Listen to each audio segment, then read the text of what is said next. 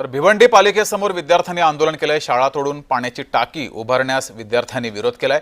शाळेची इमारत तोडून पाण्याची टाकी उभारण्याचा प्रशासनाचा घाट आहे। शाळा क्रमांक 59 मागील 50 वर्षांपासून ही शाळा सुरू होती, मात्र या ठिकाणी पाण्याची टाकी उभारण्याचा घाट आहे आणि याला विद्यार्थ्यांनी विरोध केलाय।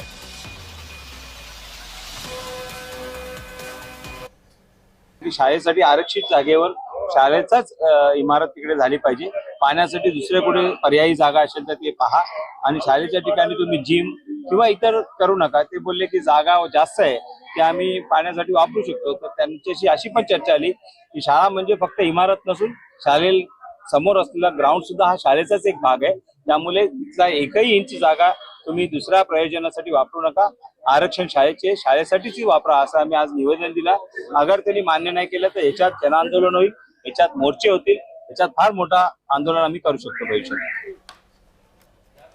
आज आम्ही पूर्ण डेलिगेशन आज माननीय कमिशनर साहेबांना भेटायला आलो आणि त्याच्यात कमिशनर साहेबांनी असं कन्सिडर केलं की ठीक आहे, आम्ही जर वेगळी शाळेला जागा, वेगळ्या पाण्याच्या टाकीला जर दुसरी जागा असेल आजूबाजूच्या परिसरात तर आम्ही टाकी तिथे शिफ्ट करू। अन्यथा टाकीला जागा नसेल तर मैदान आणि शाळा त्याच्यात कसं ते बसवता येईल याच्यासाठी परत एकदा डेलिगेशन तुम्हाला आम्ही बोलू आणि त्याच्या चर्चेमधून काय प्रश्न सुटेल याच्यासाठी आम्ही प्रयत्न